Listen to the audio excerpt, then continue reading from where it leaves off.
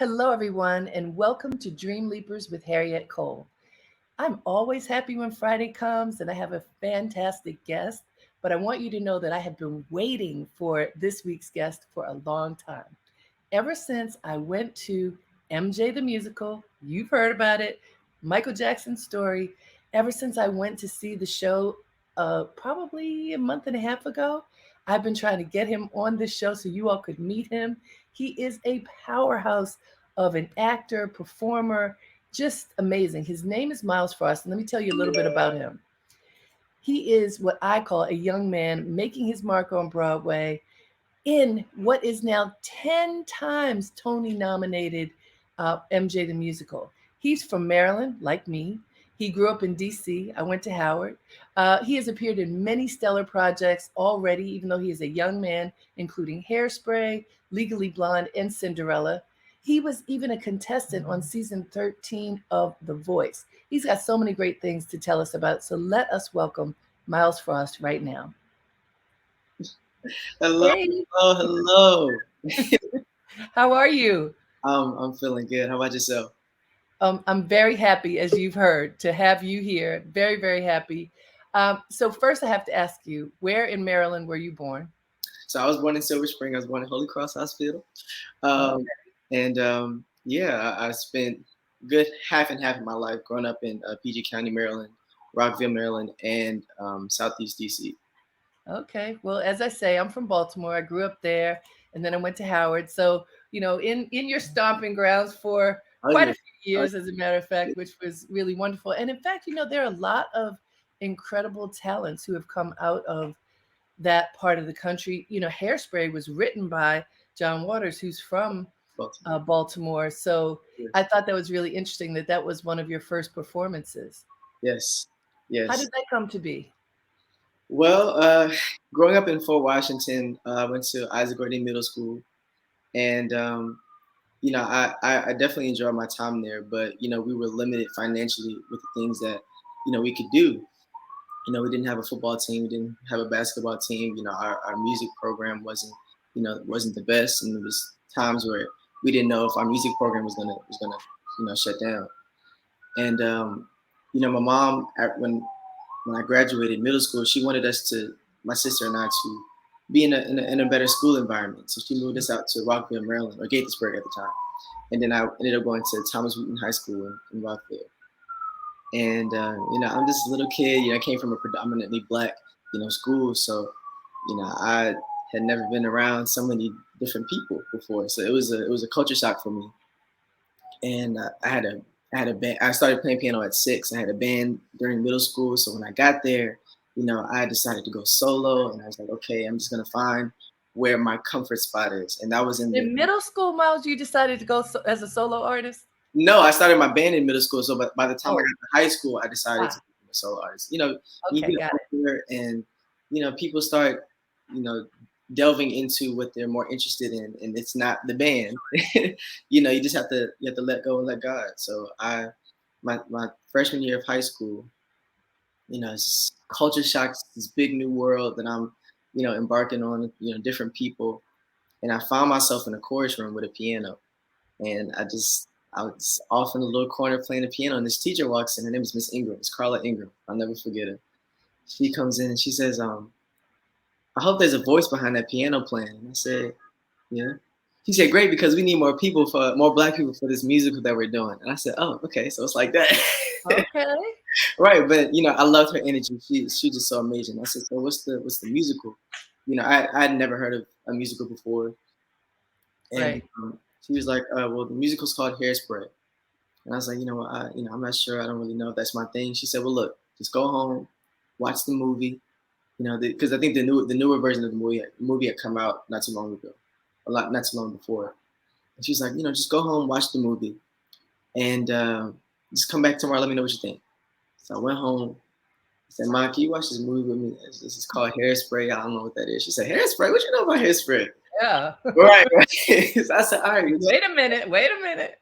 So I'm watching the movie, and then I see this guy go, "Well, I can't see people looking. I was like, I want to be him. I don't care. I don't care what I got to do. I want to be him. I don't want to be nobody else in this entire. If I can't be him, I don't want to do it.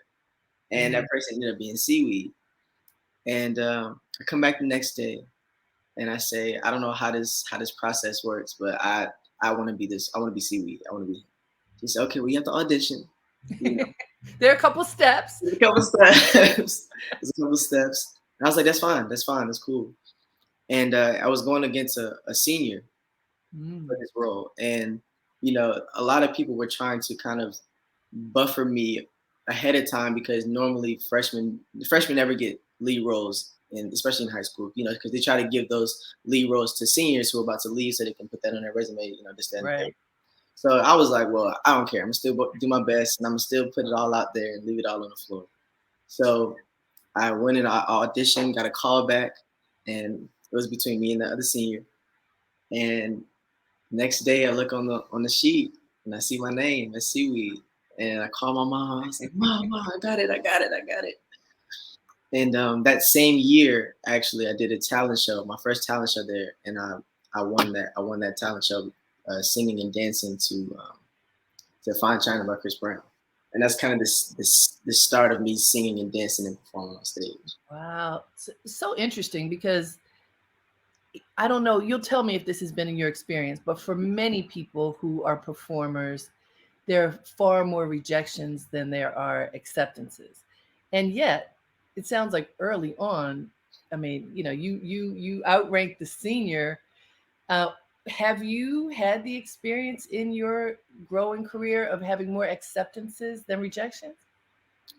I have, but I feel like it was really only because I I just felt like I really went with the flow. I never tried to force anything. If something wasn't for me, then I tended not to really go for it. You know, like Mhm, Seaweed, I felt like was something that I knew I could kill when I did it. You know, I mhm. said this is something that I can leave it. I can leave every. This is Myles Frost. This role right here is Myles Frost, and I know that can't nobody do this role like I can do this role. You know, which is similar to how I felt about MJ. I don't know. We'll get to that later, but that when I have those feelings about it, I don't know, just just something takes So over. it's an alignment that you are feeling. Yeah, and it's that same alignment that I found with people who I bring onto my team and people that I have in my circle. It's just when you feel that alignment, like you mentioned, beautiful things just tend to happen. That doesn't mean I haven't had any no's. I definitely had no's, and you take those as learning opportunities. But I never try to force anything that doesn't feel right or just something that I'm not passionate about. Never done that. Where did this philosophy come from? Is this, I mean, you talk about your mom. Is this something that she has taught you? Is it based in spirituality? Where, that's what I'm hearing as you're Yeah, talking. So I just like, tell me the source of this groundedness that I'm hearing. definitely humble beginnings. Most definitely humble beginnings. I got a praying mother. I always uh, seeing she's 89 now. She turned 89 on May 2nd. And she's still in her right mind. She's still walking and still driving. We're trying to get her to stop driving. Ooh. But she don't want to listen to nobody. We But took the keys away from my mother at 88, and it was not oh easy. yeah. So Oh my God. I don't know what it is. I'm like, why you gotta go get a fish sandwich right it's independence. It's independence. That's now? what Yeah. it is, and it's hard to give up your independence. But so, Yeah. what have been the lessons that you would say your mom has taught you? I've seen my mom go through a lot. My mom I come from a very, very strong, independent Black woman family. That's the foundation of where I grew up. My father was not as in my life as I would have liked him to be. So I've had to learn. I've basically had to teach myself from a man perspective what not to do from what I Mm, saw, and learn how to translate. Instead of somebody teaching me what to do, I had to learn translate what not to do, mm, and turn it into a positive. If that makes sense. And my mom, just seeing her, she's such a hard worker, but I've seen her at her wits end and still make it happen, which for me instilled in me that if there's a will, there's a way. You can mhm. make it happen. What And I recently spent some time with Tyler Perry, Yes. And he talks about very humble beginnings and, really struggling, the struggle between his parents, lots of things. And that for him, the bottom was when he looked up and there was nothing, you know. I'm wondering for you, because you say you come from humble beginnings, what was the hardest experience that you remember that maybe was a pivot point for you? I think the hardest moment is two things. Um, the first moment was a moment that happened when I was around 9, and it was a very tender moment for me. And I don't want to get too deep into it, but Okay. it was a moment that kind of stripped away some of my childhood in a way, Mhm. and made me. Um,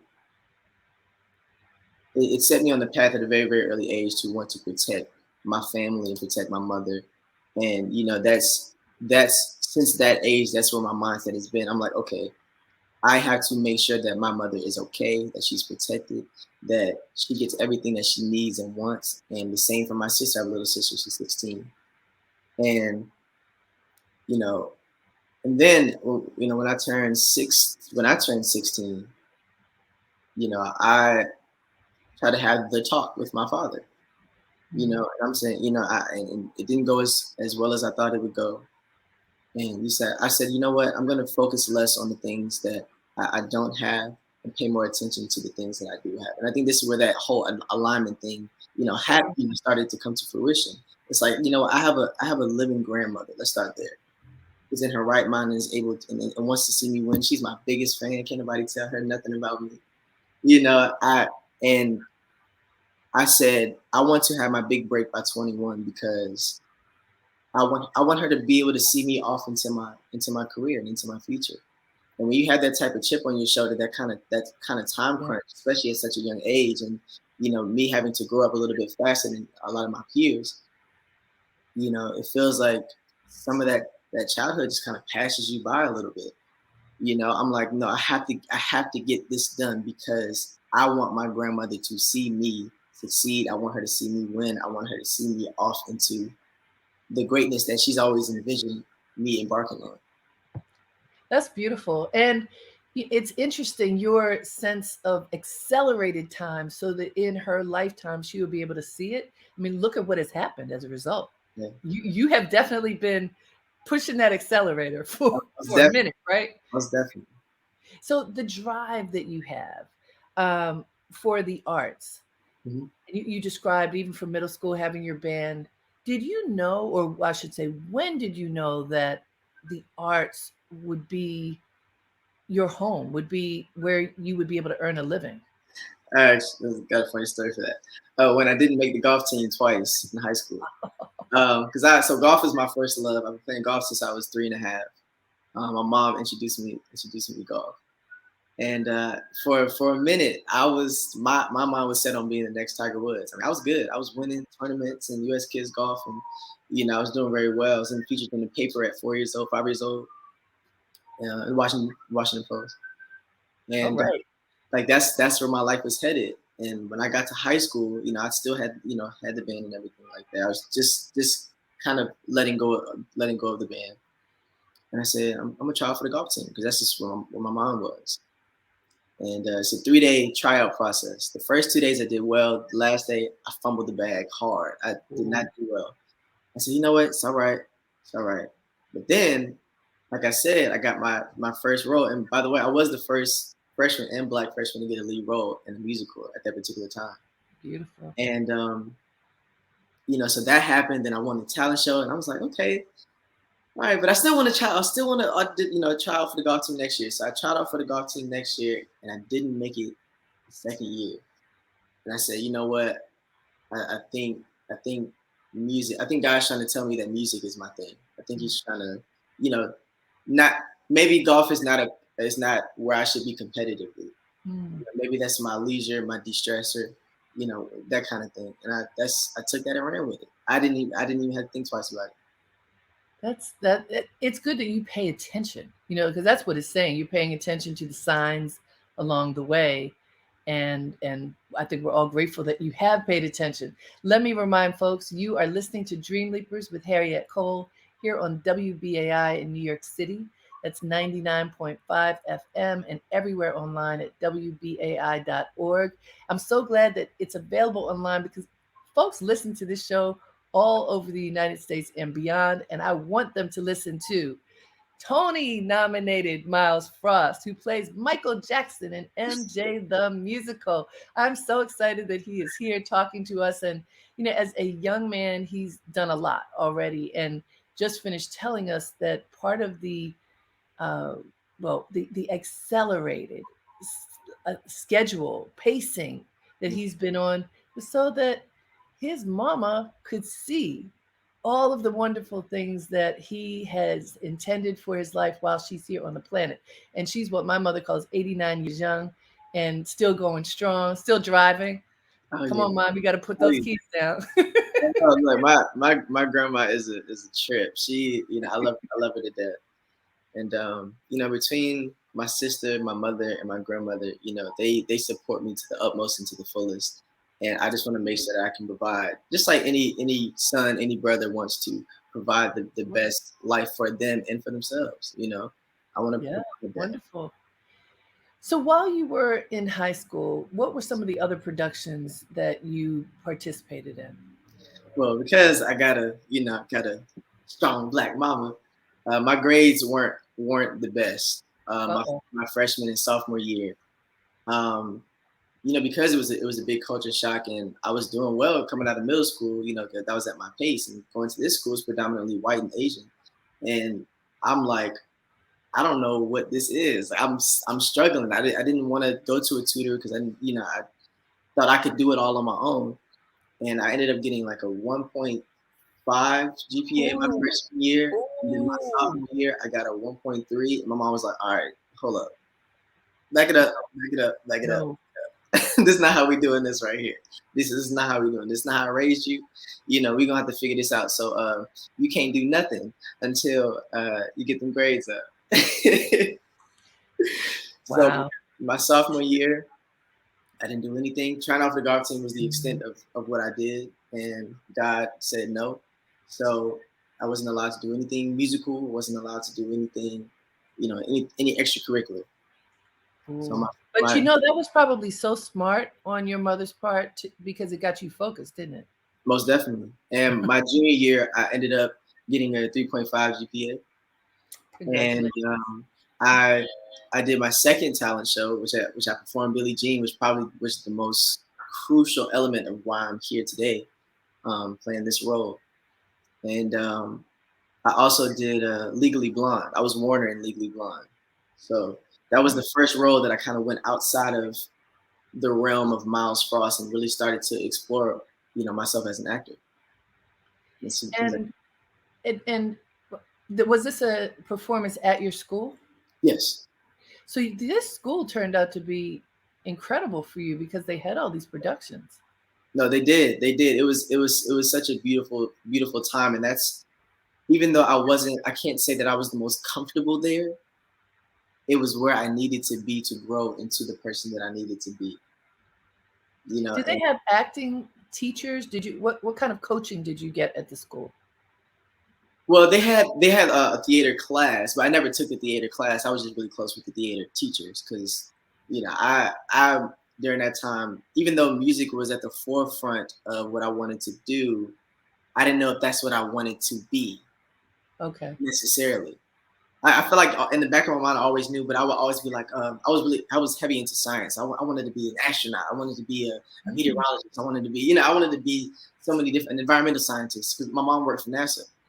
And Okay. so being around in the space station, seeing the Hubble telescope, and things of that nature, going to Goddard with her and her job, I was inspired by that. So Well, at and that, also, Miles, I mean, there's not going to be the mother, father, or grandmother who's going to say, "Of course you should be an actor. Of course you should be a performer," because you'll certainly be able to take care of yourself on whatever that career is. This is a career that often has struggle, that often you have to have 10 other jobs in order to be able to take care of yourself. So parents aren't typically gung-ho at first.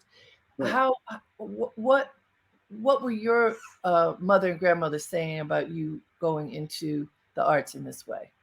Well, I was I was a very forward. I wasn't the smartest kid in class, but I was a very forward thinker. I was very resourceful. I was a very well-rounded child. So when in knowing that, I said, you know what? I didn't even have a desire to just want to be an artist. If I was going to be an artist, I wanted to know the technical aspects that went behind being an artist. I don't want to just be, you know, on one side of the booth and not knowing what's going on the other side. I wanted to be able to speak the technical talk as well. So by the time I graduated I said, you know what, I want music technology or audio engineering, depending on what school you go to. That was going to be my major. So that's what I made my major, and That's smart. so it helped my mom's mind. Gave my mom some ease as well because that's a solid job. Yes. Engineering is a solid job, so it allowed me to explore both. That's smart on your part. I mean, look, people figure out ways to pursue their dreams and make them happen when they have the courage and also the focus. So it sounds like you certainly had both, and that probably helped your mom to be able to support you Oh yeah, uh, most in, definitely. in your efforts. So what happened after high school? Well, my senior year is when I was on The Voice, and it was also the first time that I was in my first movie, and I played the role of Shane, who is a 15-year-old kid with autism in a movie called All In, Yes. and that was, I think, the first time outside of a high school musical that I delved into acting and what acting truly is, and having to do research. And, every time I mention this, I have to mention this kid I met named Titus. He is my age, he's 22 now. But at the time he was 17 and he has autism and Down syndrome. And I met him while doing my research for that role. And just listening to the things that he had to go through every day and how hard it was for him to go to school 5 times out of the week. He could only go to school 3 times a week because it was just too much for him at times. Mm. And I said, you know what, I want to do him justice in this movie, and I want to give the respect to this community. To give as much respect to this community as I can. And that's when I learned that acting is not acting; acting is being. Mhm. And I've carried that ever since. And after high school, I went to Belmont University down in Nashville. I Mhm. studied audio engineering. I was there for 2 years, and I said, you know what? I want to go to HBCU. So I left there my sophomore year, and I went to Bowie State University in Maryland. Sure. And yeah, I was there for about 2 years because my credits didn't, a lot of my credits didn't transfer because Belmont's a private Christian school. But I was Mhm. there for about 2 years. I had 2 more semesters to go, and then I get this call to do MJ. That's how it happened? Yeah, Oh, okay, wait. I, That's amazing. That's amazing because look, as I know you know this, Mhm. but it often takes years and years and years and years and years of trying, being on the circuit, going to a gazillion auditions. I will tell you, Miles, I saw the a a rehearsal of Mhm. MJ right before COVID. Wow. So Lynn Nottage, who's the playwright for this performance, Um, I don't you know, she's um, amazing. Powerhouse, right? our house, I tell Oh, you. so she and company hosted uh, a viewing of the performance in just a rehearsal space. Right, right. And there was somebody else who was playing the role who was incredible. Mhm. Everybody was incredible. This was early on, but it Yeah. was quite a star-studded group of people who were there watching. And then everybody's excited, it's about to happen, and then it was shut down because of COVID. Everything was shut down. And I want to tell you, I saw Lynn just as Broadway reopened when she had Clyde's come out, and I interviewed her. And we talked about MJ, and she says, "Well, Harriet, let me tell you something. Yes, that young man was good, but who we got now? Wait till you see." She was just beaming. She said, "You just wait." And when I went to see you in this performance, I mean, when you talk about becoming, you became Michael Jackson. And I, Myles, so I grew up. Michael Jackson was just a little bit older than me. Mhm.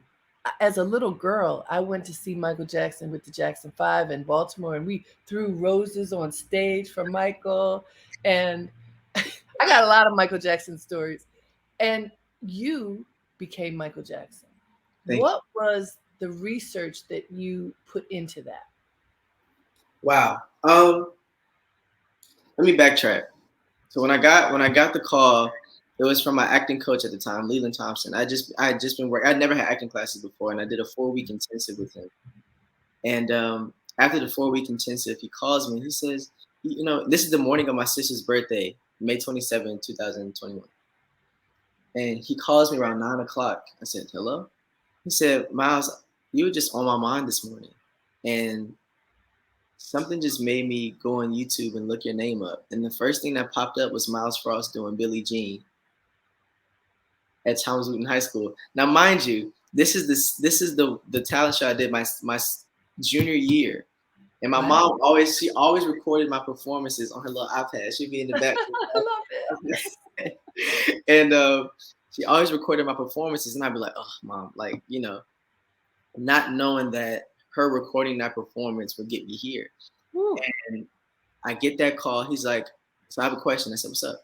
He said, can you do everything that you did, on that during a talent show? Like, can you do that still? Can you do that now, but like sing better and dance better now that you're older? I said, yeah, of course. I was lying because I hadn't done that since since 2016. Wow. But in hindsight, I look back on it and I say I'm glad I didn't know my way out of an opportunity. Sure. I didn't say no to my future self because I knew I wouldn't be able to do it. So I said, if you could give me a day, like I said, it's okay if I turn in a video, because he wanted a video of me doing Billie Jean currently singing and dancing. To Billie Okay. Jean. I said, can I send it, tomorrow? He said, great. So I called my manager up. I said, yo, I need a studio like yesterday. I said, when's the earliest you can give me a studio? He said, I'll check. He comes back. He says, 8 o'clock in the morning tomorrow. And I said, I'm there. So we're at the studio, the dance studio, from 8 in the morning to 6:30 in the afternoon or in the evening. I didn't even eat that day. Just Mm. going over my videos, going over Michael Jackson's Motown 25 over and over and over again. Yes. You know, relearning nuances, getting the choreography back into my body, getting the small technical things that I noticed, and just trying to really submit a good video. Did you know what it was for? So I was told that I would have the opportunity to potentially be an understudy for the UK for a UK production of Michael Jackson musical. That's what I was told. Okay. So I didn't know it was Broadway. And mind you, Broadway was never something that I necessarily wanted to go into. I wanted to be an artist. Right. So that's where I thought my big quote unquote big break was going to come from. Being an artist. And so that's what my mindset was. So I didn't even think. I'm like, okay, this is something. This is a good way to get some change in my pocket, help my mom out. We're trying to get it. We're trying to get a house, and that's where my mind was. Right. So fast forward, I sent in my tape. I sang a few. They sent me a few songs to sing. Stranger in Moscow, They Don't Care About Us, and Don't Stop Till You Get Enough, which very nicely showed three very different aspects of Michael's voice. You got Right. the They Don't Care About Us. You have the like he's singing in Stranger in Moscow, where you get the fullness of his voice, and then you get the falsetto and Don't Stop. That's right. Those are three very interesting and pinnacle aspects of his singing. And I sent that tape in, and they sent me a script back, Ah! and I sent in me doing a few a tape, audition tape, an official one. So then I sent it as a whole package to them, and they said we'd love for you to come audition in person, come to New York and audition in person. And I said, okay, great, all right. So I go down to New York, and then it was a 2-day process. The first day was a workshop with Michael Balderrama, and he was teaching me new choreography for Billie Jean. And so I go down there. We're in the studio. We're in there for about the session is about an hour long. We're in there for about 45 minutes, and then I started having an allergic reaction. Started having an allergic reaction to, I think, to the dust in the room because I have bad allergies. I started having an allergic reaction. My throat starts to close. I start to break out in hives, and I said, I think I'm having I look in the mirror. I started to get hot, and I was like, something ain't right. I know that feeling. So I look in the mirror. I start seeing these welts and stuff. I was like, okay, I gotta go. So I said, thank you, appreciate you. I think I'm having an allergic reaction. I gotta go, right? So I go down, run downstairs. I go easy, leave. I gotta go to CVS. I need a Zyrtec. I need a Benadryl. So I need to go back to the hotel. I need to jump in the shower because I'm itching everywhere. Oh. And I stayed in the shower for probably about 3 hours. Ooh. Trying to let my body cool down, let the medicine kick in, and then you take 2 Benadryl and Zyrtec, and you going to sleep. And Yeah, just to tell you how much of a powerhouse my mom is, she met my manager on the New Jersey Turnpike just to drop off my EpiPen coming from Maryland. Because it was that serious. Because it was that serious, and because that happened, I didn't get a chance to practice. My audition was the next day. Ooh, so, okay, wait. Before this is going to be the cliffhanger because I just want to let folks know. Yes. Cliffhanger here. Guys, if you just have tuned in, you are listening to Dreamleapers with Harriette Cole here on WBAI in New York City. That's 99.5 FM and everywhere online at WBAI.org. I love that we have a cliffhanger here with Myles Frost, MJ the Musical on Broadway. 10 Tony nominations for this production. It's pretty amazing. And the Tonys come out in June. We have a cliffhanger. Why? Because I have to remind you, WBAI is our radio station. We are listener sponsored. That means everybody who's listening right now, we need you in order to stay on the air. And I know you don't want me to keep talking about this. You want to go back to Myles. So why don't you call us and make a contribution to WBAI right now? The number is 212-209-2950. You can make a donation in any amount that you would like. If you are as inspired as I am listening to Myles, make a big old fat donation. Why not? You can become a BAI buddy, which is when you give monthly, any amount you want. And if you give, I think, $15 a month, you get some presents too. We try to make it easy for the community, the family of WBAI to stay together. We are 62 years old. We have survived COVID and all kinds of other things. We have survived free speech. This is a progressive radio station where people get to say what they want, to tell the truth as they understand it, which we know is so incredibly important, especially in these times. So please make a contribution now, 212-209-2950. You can also go online at give2WBAI.org. And we just appreciate your generosity and that you're here with us right now talking to Myles Frost. I'm going back to Myles right now. Please make sure you contribute. But Myles just told us, Mom brought an EpiPen on the New Jersey Turnpike to make sure her baby was going to survive. And I have a lot of allergies too, Myles, so I understand. Oh, yeah. It is a scary feeling when your throat closes and all the hives and all that stuff. So did you have to use the EpiPen or did you settle down before you needed it? So I ended up being able to settle down before I needed it. But, like I said, when you take 2 Benadryls and a Zyrtec, that's going to knock you out. Absolutely. So, I came home and I went to sleep and I didn't wake up to the next day. And, this day being the day of my audition.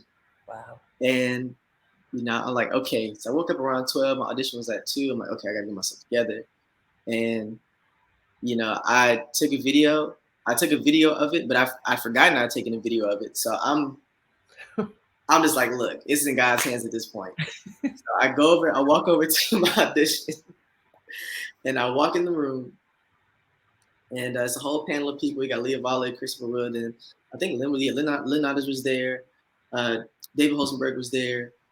Dante Klein was there. Just a whole panel of people that I didn't know. Right. I didn't know anybody. And which is probably best for me. I bet. And I walk in and I say, hi, my name is Myles Frost and I'll be auditioning for the role of Michael Jackson. And I didn't realize it at the time, but I could see it on their face, but it didn't click until I had later had a conversation with Chris, and Chris was like, "Man, when you walked in, he was like, hi, my name is Myles Frost, and I'm auditioning for Michael Jackson." We were like, "Yeah, we know that, we know that."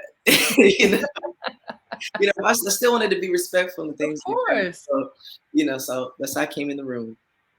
And he says, so what do you want to start with? What do you feel most comfortable starting with? And I'm like, oh, I'm fine with whatever, not thinking that maybe I should use a little bit more time to think about this dance. And Christopher Wilden, being a ballet expert, he says, okay, well, let's go ahead and start with the dance. I'm like, okay. So, and for some reason, it didn't even dawn on me that I hadn't practiced the choreography at all. And I brought my own fedora. I had like a white fedora. And I put it on, and I'm trying to get into character. And me saying, "Give me the smooth groove," which is what I say in the show, it starts the music. And I started, and I do the choreography through and through I didn't mess up. I didn't stumble. And honestly, this one of those alignment things that I can really just say was just the grace of God. Honestly, I have no idea. People ask me like, "Oh, how do you do 8 shows a week?" I'm like, I have no idea. It's through the grace of God. Honestly, it is. And it was that I felt that same way in that particular moment. And then I did sang the songs as well. Then I did some acting pieces as well. And I walked out, and I said my thank you, said my goodbyes. And everybody always asks me, they're like, "Well, were you concerned about how many other people will audition?" I said, no. I said, I know the talent that I have, and it's not arrogance, is confidence, and I know that that's something my mom has instilled in me because I always try to remain humble as I possibly can, but at the same time I apply pressure, most definitely.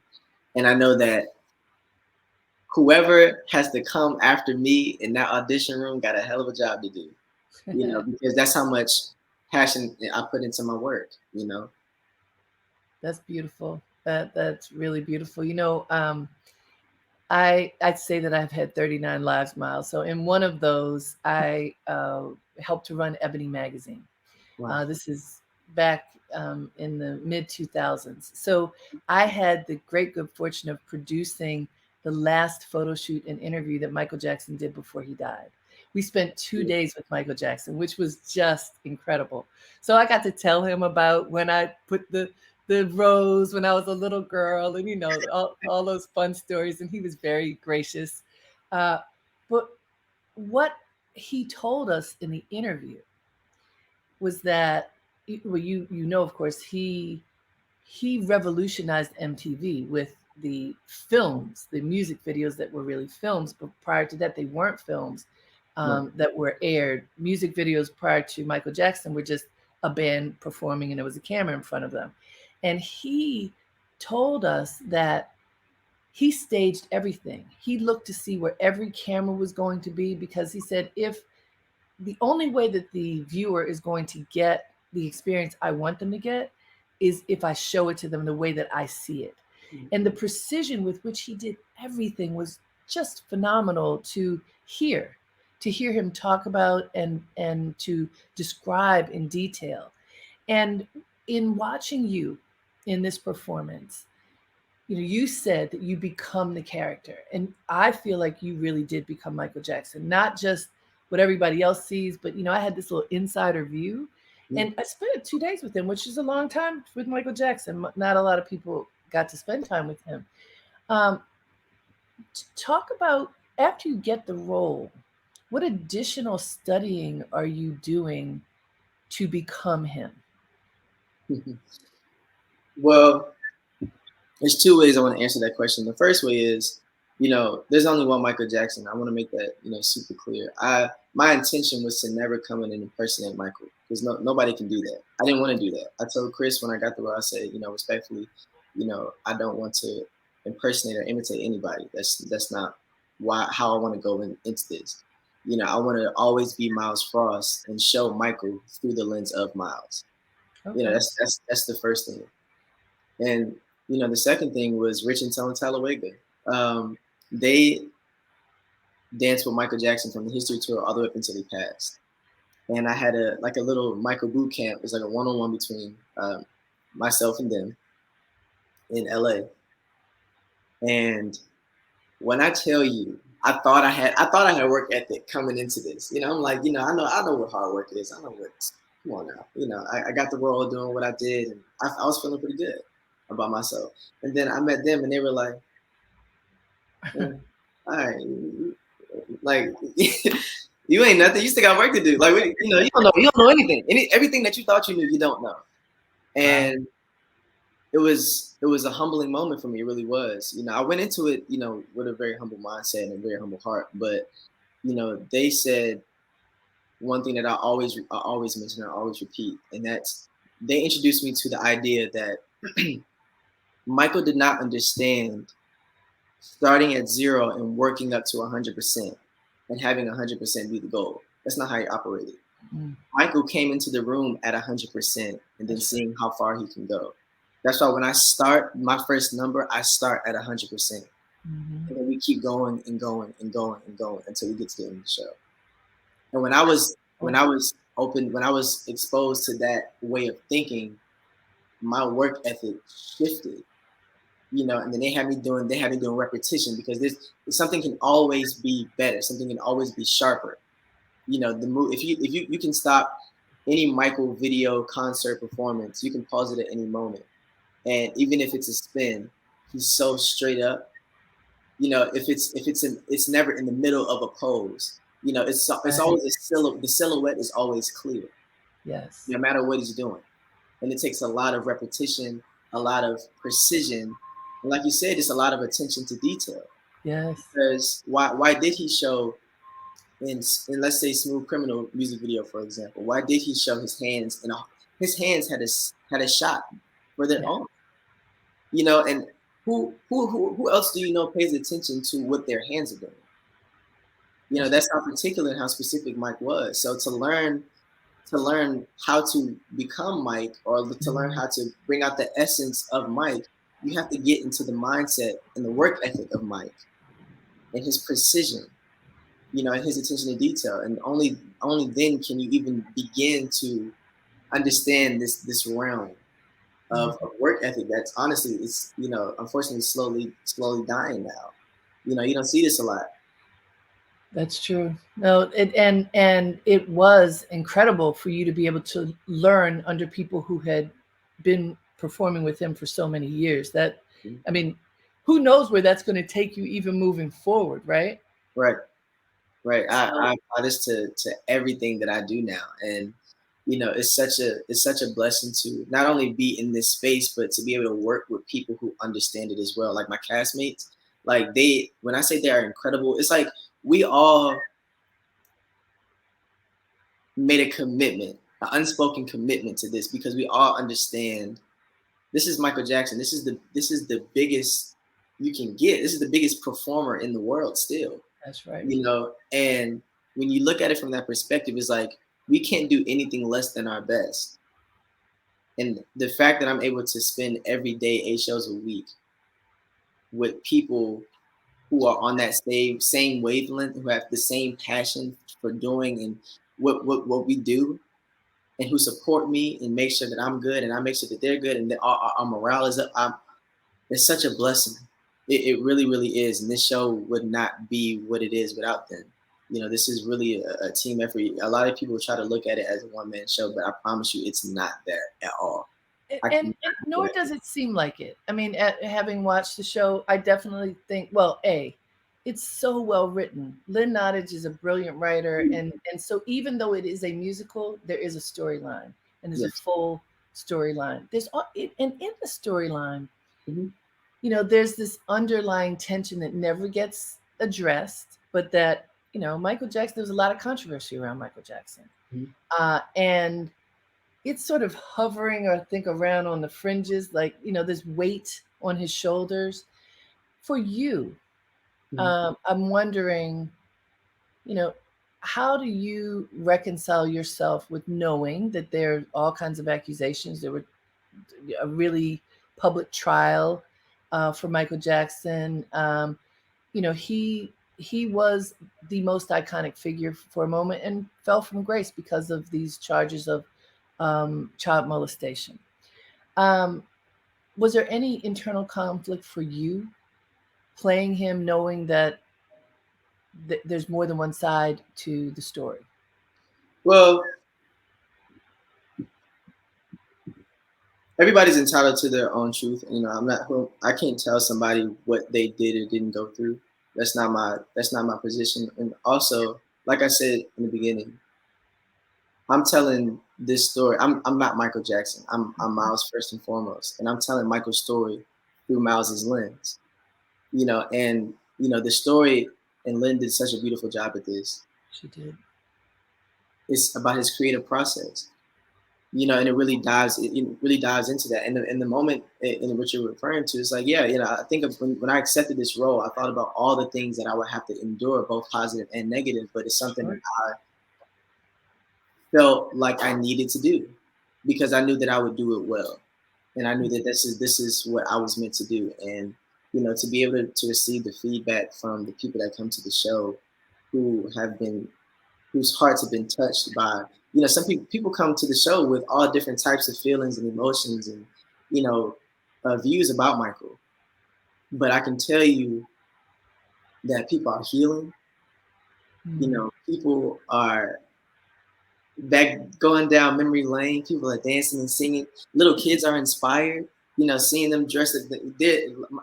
Michael wasn't even alive in their lifetime. Right. Michael was barely alive in my lifetime.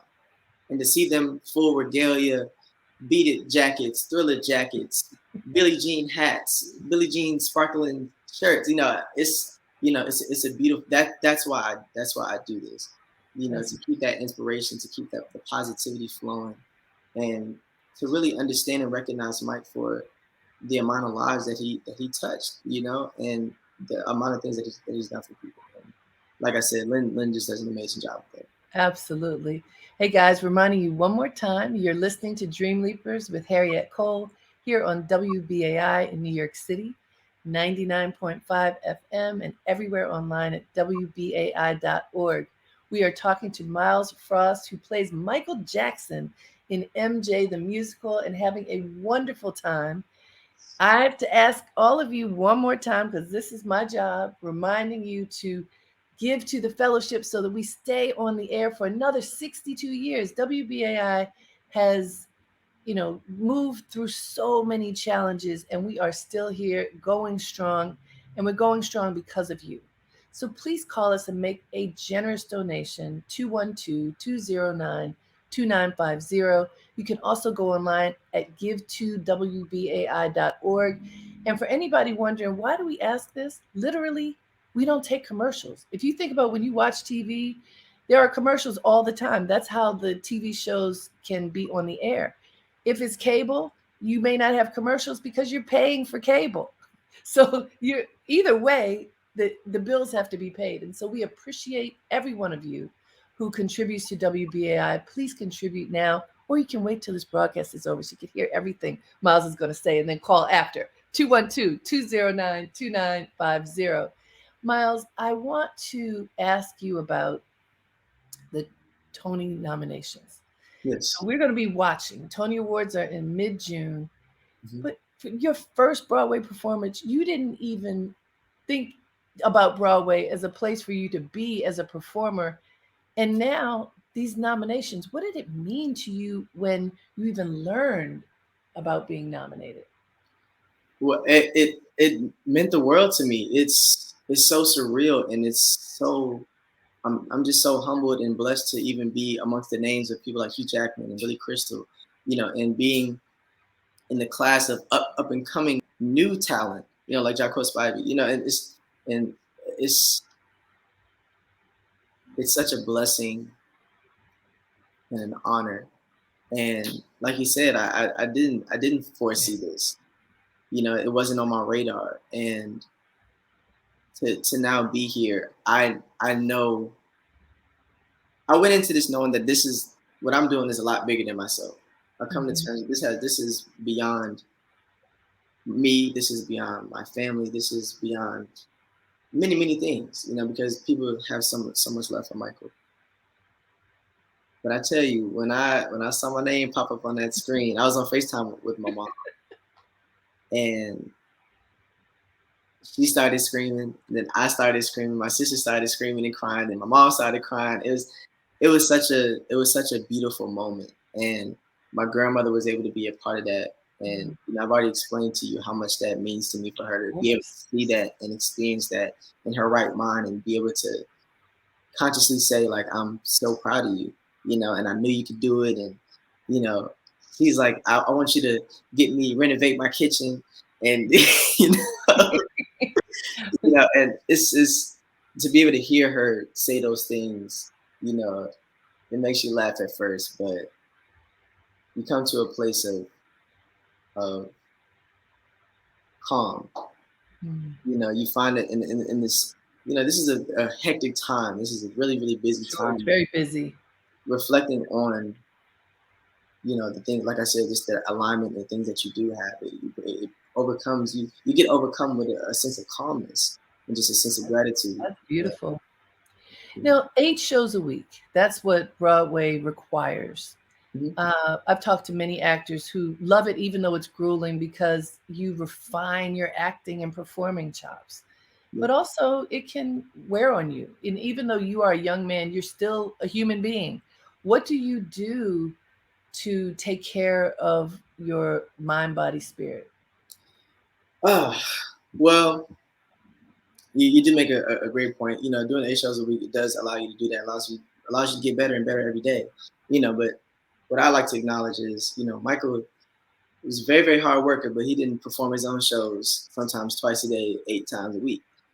So right, in doing so, in doing so, I have to take a little extra measures and extra precautions, sometimes more than Michael probably would have taken, to make sure that I can sustain this and do what I continue to do what I love. So water is definitely super, super big in my life.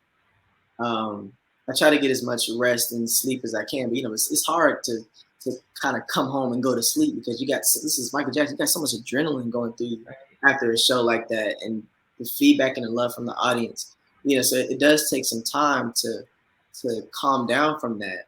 So you have to figure out ways within your day to day that you can make up for that time. Sleep is very, very important. Sleep, water, and a heater in my dressing room are probably the 3 most important I things. read that. The heater is important for you. Wait, you and Aretha Franklin. Aretha Franklin would not allow air conditioning. I don't know whether you look at some old videos of her. She always had on a fur coat. It didn't even matter, Myles, if it was in the summer. Yeah. She got cold and she had to protect herself. So there was. So I read that about your heater. I said, all right. It's super important, and that's why I love that it's getting warmer outside, because that's where I feel like I'm more in my element, anyways.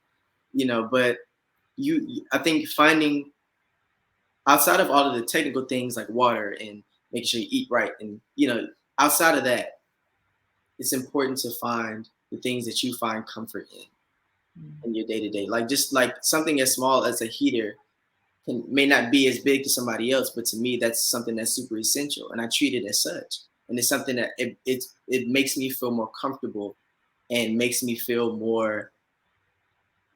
I don't want to say warm, because I feel like it's kind of cliche for what I'm talking about. But it makes me feel warm, and not necessarily in a physical sense, but I'm like, okay, these are the things that I need in order for me to do my job. So whatever those things are for you that you need as an artist or as a performer, however ridiculous they may sound, for me, sometimes it's honey barbecue Fritos, the twisted kind. I love those, and that's what helps me get into the groove of things and into the swing of things, and constantly remind me of where I am. It keeps me on the ground. And even though this is the early days of MJ the musical, I think a lot of people are imagining that it's going to be on Broadway for a long time. Definitely. But I am sure that offers are coming, that people are sniffing around trying to figure out what Myles going to do next. Yeah. What is on your bucket list for next? I thought I knew before MJ, but then I got MJ, and that just made me realize I don't know nothing. So, so I have two answers for that. The first one is I do want an EGOT. I want to be the youngest EGOT winner. That's definitely number one on my list. But number two is really wherever God takes me, because like I said, I thought my big break was going to be from a song that I put out, or something of the sort, and it ended up being MJ the Musical, and I'm so blessed for that. I never would have seen that coming in my plans of trying to predict and put together how I'm going to be great. So yeah, I've learned to just put that in God's hands, but whatever it is that I do after this, I'm gonna put beyond 100%, because that's the work ethic that I learned from this and from the people that I've been surrounded by. Well, congratulations. I'm going to say you won already in my book. Being nominated that's winning. There's of course the next level, but we're going to celebrate you now, and we'll be watching when the Tony Awards air. And I want to say to everybody, please go see MJ the Musical. Myles Frost and company are excellent. It's definitely worth seeing. Thank you so much, and congratulations. Thank you. Make sure you guys donate. This is amazing. This is an amazing channel, amazing platform, and I just want to say that out of my mouth. And thank you, Myles. I appreciate it. Thank you. Appreciate it. All right. Thank you, everyone, for tuning in to Dreamleapers. It was wonderful to be here with Myles Frost. I hope you enjoyed him as much as I did. And I learned a lot. And I'm going back to see MJ the Musical again, because I just have to see it another time and bring my family. So I hope you will too. Until next time, have a great day and make it count.